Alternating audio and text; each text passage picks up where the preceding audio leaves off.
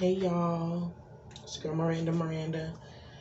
I'm finally back with part 2 of my pregnancy journey, y'all.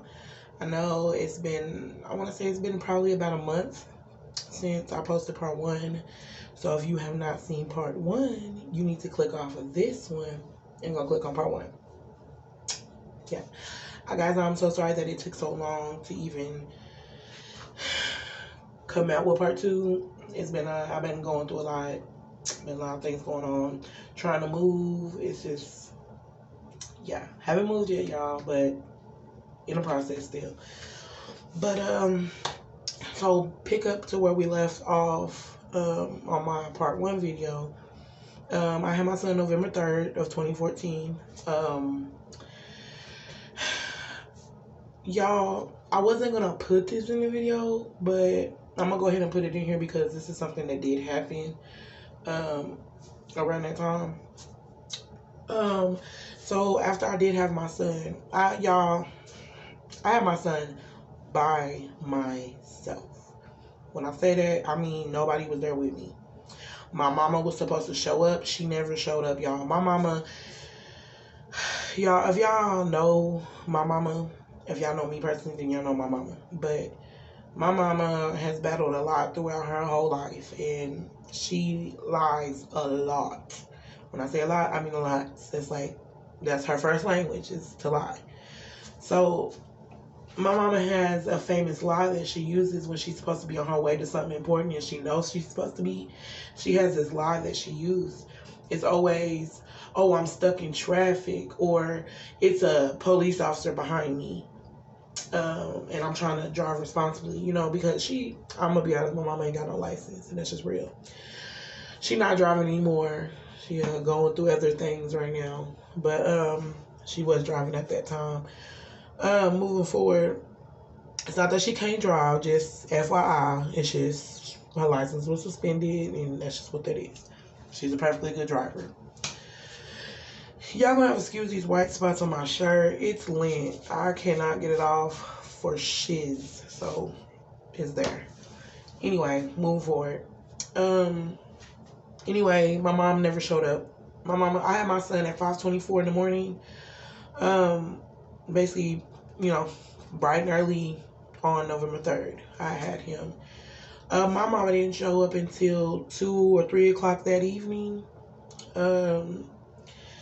Before my mama showed up, my aunt, shout out to my aunt Cece, you the real one. I love you so much. But my aunt Cece is the most amazing person ever, y'all. Like, if y'all ain't got nobody, there got to be at least one aunt or somebody in your family that you just love so much, and that, is just understanding and listens to everything you talk about and all that stuff. But my Aunt Cece is that person for me. Sorry, y'all. I thought I heard somebody knocking on my door. Anyway, if somebody did, don't knock again. But yeah, she's a real one. She lives in Louisiana, so we're in 2 different states. For y'all that don't know, I am in Oklahoma, but she lives in Louisiana, so it was just not possible for her to have been there for me physically, But she was on the phone with me, and she coached me through it. She was the first person in my family to hear my baby cry, other than me, obviously, She was the first person that found out I was pregnant. I told her first. That lady right there is my rock, for real. She's helped me out so much. Like, I just want to be able to give it all back to her one day, and one day I will. Move forward. She coached me through it. She was so mad at my mama, y'all, because there was a lot of people that was pissed off at my mama because she didn't show up. Remind y'all, I'm her oldest child. Okay, y'all. This is her first grandbaby coming into the world, and she was not there. Not there, y'all. Did not show up. So I pushed out my baby by myself with the help of my beautiful aunt on the phone with me, and the help of the beautiful, lovely nurses and doctor that helped me coach me through it as well. Like, shout out to Lakeside Women's in Oklahoma. If any of y'all, any women out there that's having babies, I recommend Lakeside Women's, like, strongly. They're the bomb. Like, they didn't pay me to do this, but they're the bomb. Anyway, so after I had about maybe, they do all that cleaning stuff that they do, and his first bath, all that other stuff. But moving forward, I had some aunts and cousins on my mom's side of the family come up to the hospital after I had my son. Y'all, I have an aunt that I call her my rich aunt. She don't think she rich, but she's rich compared to me because yeah. She owns home, bed and breakfast, all of this, whoopie bam bam. Moving forward, she's labeled to me as my rich aunt. She's the richest family member that I have on my mom's side, to my knowledge. She is. And I know if she sees this video, she'll be like, see, I knew she thought money grew on trees. No, I don't think money grows on trees. I do not think that at all. If that was the case, then I wouldn't be struggling at all. Moving forward.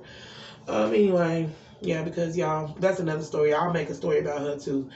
I got a lot of stories to do over a lot of family members, and y'all just gonna be like, wow. But move forward. She's one of them wow family members. Anyway, so she came up there with her husband and visited me.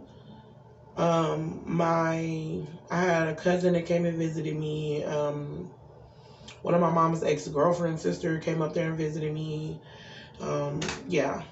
My best friend at the time came up there and visited me. Nobody on my son's my son's side of the family never came. His dad, nobody ever showed up when he was born. Okay, so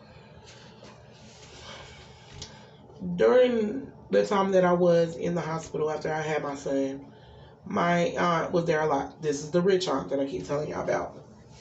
She was up there a lot. This lady lied to the hospital, y'all. To the hospital.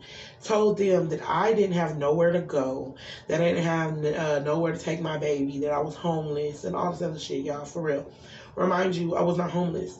I was staying with my mother. I had a whole crib up waiting for my baby. I had clothes, diapers, and everything at my mother's house waiting for me. I had a whole bedroom for me and my baby. You know what I'm saying? So I was a little confused on why she even said that.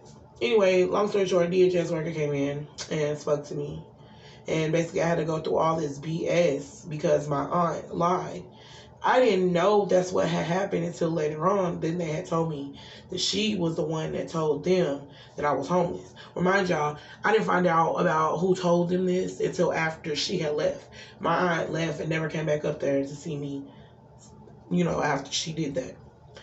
So I'm over here peed off, y'all, like mad. Mad is, y'all, I was heated. Like, I was heated. So I had to go through all of this to let them know that I did have somewhere to go.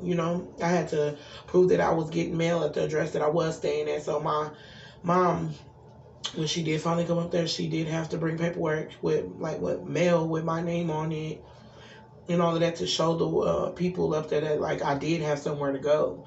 And then another thing was they made a big deal about me not having the car seat at the hospital. No, I didn't have the car seat at the hospital when I went. My water broke. If y'all watched last video, I told y'all my water broke. And it was just me and my mama that day. This is my first child. I wasn't thinking to grab the car seat. That's just not what something was on my mind. But I wasn't bringing a baby home later on that day either. You know what I'm saying? But basically, I told them, I was like, my stepmom is going to bring the car seat up here when she comes to pick me up. And they're like, well, we got to do a car seat check. Now, any mothers out there, y'all know that they do the car seat checks when you're being discharged, correct? That's what I thought. I've always been told that, and anybody that I know that's had a baby in Oklahoma, anyway, I don't know how they do it anywhere else, but in Oklahoma, you do a car seat check when you're getting discharged. Okay, so they did a car seat check, they passed. Only thing I didn't have was this little thing that holds their head in place. That was the only thing I didn't have. So I rolled up the baby blanket and I made it out of that until I got one. But yeah, so I had to go through all of that BS just to even take my baby home, which I should never had to go through that because I just don't understand why my aunt did that. And I've tried to talk to her about it. You can't go to her about nothing and ask her anything because she thinks all anybody wants to do is use her. She's a very judgmental person. And y'all, I've spoken about my sister before on here about how she's selfish and very judgmental, and I feel like that's where my sister got this shit from. It's from my auntie.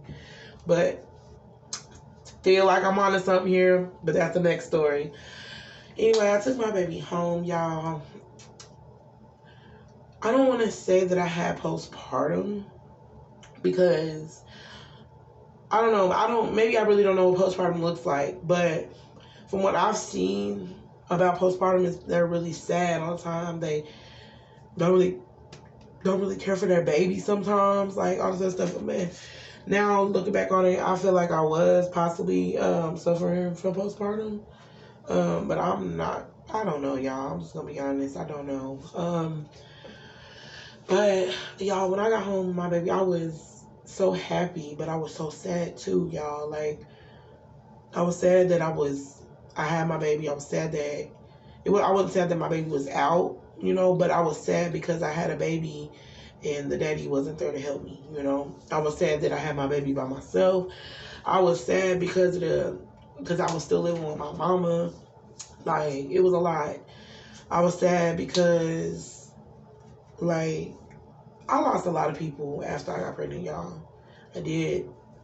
And it's sad that that's how shit happens, but it does, and it is what it is. But I got over it. Let's see.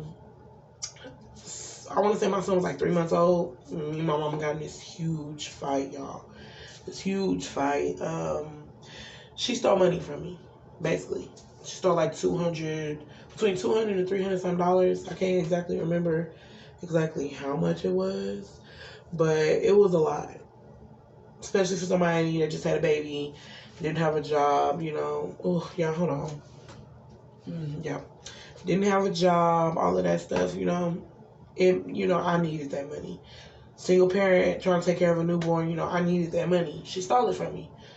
I confronted her about it. It went left, y'all. She threw a coffee mug. When I say a coffee mug, y'all, this coffee mug was about this big. If you hold it open like this, you can see that the damn glass was about that fucking thick. About right there, about that thick.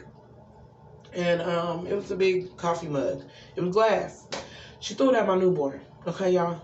It missed him by a fucking hair, y'all. It missed him by an inch. Like, literally. And I'm not gonna lie to y'all, I'm probably gonna get a lot of comments about this, and it is what it is, but I went left. I seen red. I blacked out, y'all. I mean, it was over. I started whooping her ass. I did because I just had my baby. Who are you to sit here and put my child in danger? Like, I don't care who you are. You could be my grandma, auntie, mother, father. I don't care who you are. When it comes to my child, I'm instantly gonna protect my child in all means necessary. So when she did that, y'all, I can't even tell y'all what I even thought about, because I don't even think I really even thought. Like, I just know I blacked out and I just boop boop. Like, it was over. I just started going. This lady, like I said, y'all, my mama is mentally ill. Something's wrong with her. She won't admit it, but we already know. Like I said, that's another story. But my mom went to the kitchen, y'all, cut her arm, called the police. Dead ass, y'all. Called the police. Left the knife in the kitchen sink. Remember that I said that she left the knife in the kitchen sink. This is same one that she cut her arm with. Okay, police got there because she called him and I called him. Okay, police get there. And they're not trying to arrest nobody because this is a family, this issue, a family situation. I was getting mail there. It wasn't like, it wasn't like they could just take me to jail automatically. But she tried to lie and try to tell them that I have been staying there for a couple weeks and that she's been trying to get me to move out. She's been telling me to leave. Oh, and then she said, oh, and then look, she cut me. They said, okay, well, where she cut you at? She was like, in the hallway. We were in the hallway, and da-da-da-da-da. Because the incident it happened in the hallway. y'all, she remind you, like I said, the knife was in the kitchen. So she was out. The officers started looking around. One of the officers went back to my room and realized that I had a whole room set up, a crib, everything. He even seen mail sitting on by my TV, everything. He looked at it, all of that. Okay, so he came out. He was like, "Well, it looks like she's been here for a while. She has a whole crib up, all types of stuff. You know, I highly doubt anybody that's just been here for like 2 weeks or a few weeks has all this set up. You know." And then he pointed out the mail that he seen that was dating back months and months ago. So that was another thing. He called her out. So they move forward. Then she's like, "But she cut me. I want to press charges. She cut me." So the other officer was in the kitchen looking around, and he found the knife. It had blood on it, everything, y'all. And he was like, "Well, if she cut you in the hallway, why is the knife in here in the sink?" She said, "Well, she took it. She took it in there." I said, I haven't been in the kitchen." I said, "I have not been in the kitchen at all. I haven't touched her other than I did fight her." They knew that. But anyway, we're going to fast forward all that. Y'all ended up having to go stay in a group home. Not a group home, a shelter, a homeless shelter. Y'all stayed there for one night. Because your girl was out the next day. Y'all, for real. The fact that I did have to go to a shelter, it hurt my feelings. I'm not even gonna lie, y'all. I've never had to do that. And just to know that I had to do that with my newborn, that hurt my feelings. It was bad. So after I did leave, I went to stay with my dad for a little bit. A lot of dirty crap happened with my daddy.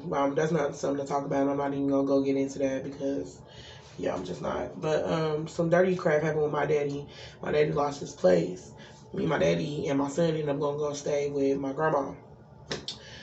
My grandma was the one who helped me, basically. In a sense, she did help me, but my aunt, one of my aunts, also helped me too. But my grandma took me to these apartments, and basically, I'm gonna say she helped me, but in reality, the only thing she did was take me to the apartment complex to sign up for an apartment. That's really what she did. That was it. Everything else, I was on my own. My aunt Val, shout out to my aunt Val, love you. She's the one that viewed the apartment with me. She was there when I got my keys. She was there with me when I signed my lease. She's the one that put the deposit down for me. Yeah. Aunt Val, shout out to you. She's the one that helped me with my apartment. So I moved in 2015, in January 2015, into my first apartment, y'all. Yes. It was new to me, y'all, and I ain't gonna lie. I wish I knew then what I know now, because everything that happened to me in my apartment and everything that did go on, it would have went a lot differently.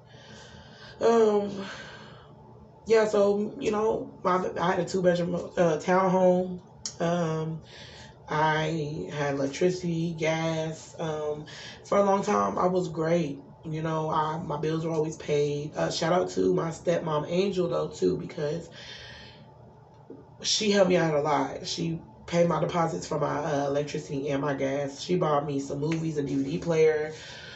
She bought me a kitchen set, a bathroom set. She bought me groceries, all types of stuff, y'all. So I love you so much. Shout out to Angel too. Yeah, so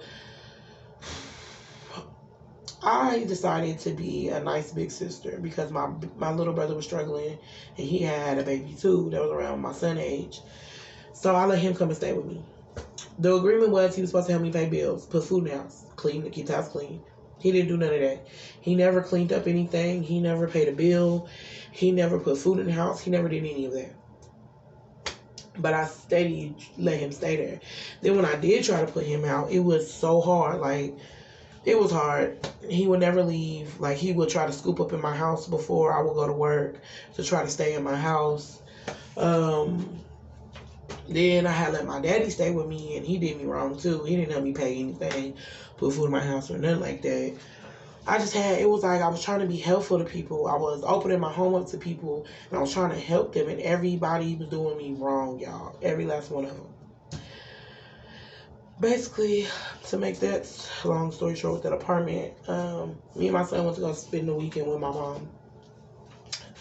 I come back home and my apartment was broken into, y'all. Screens were off my windows. All me and my son's clothes and everything were all over the house.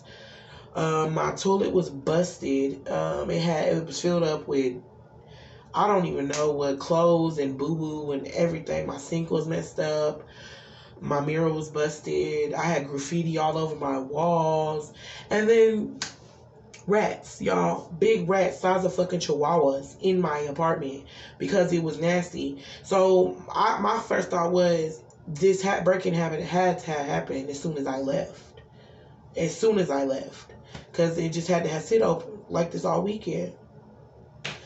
Moving forward, y'all, I come and I go upstairs and I find my little brother, one of my little brothers, not the one that I was helping, but one of the another ones that I was letting come and spend the night at my house and shit. He was upstairs in my bed asleep. I was sitting there looking at him like, what the fuck happened to my apartment? Like, what is going on? Like, what happened? He had nothing to say, y'all. Nothing. He didn't know. Long story short, him and his homeboys broke into my stuff and wrecked it because I didn't want him to stay with. I didn't allow him to stay with me because I let him stay with me for a brief moment. This is one of my other little brothers, y'all. Not the one with the baby, but this is another one. I let him stay with me because he was in school and he wasn't trying to go to school. So I was trying to, encourage him to go to school. But he would sit up there in my house, y'all, and eat up all my food. And then I wouldn't have anything. So I told him he couldn't stay there. So he broke into my house and his friends. So I lost my apartment because I couldn't pay for the damages. I lost the apartment. Yes, I did file a police report. So, in case any of y'all wondering, yes, I did. I did file a police report, but yeah. What else? Yeah, and ever since then, I've been jumping from home to home. And then in 2016, I met my girlfriend. Me and her moved in together. And then it's been me and her since then. Even today, me and her still live together. We're not, really together anymore, but we're best friends. And so this is just what we do now. But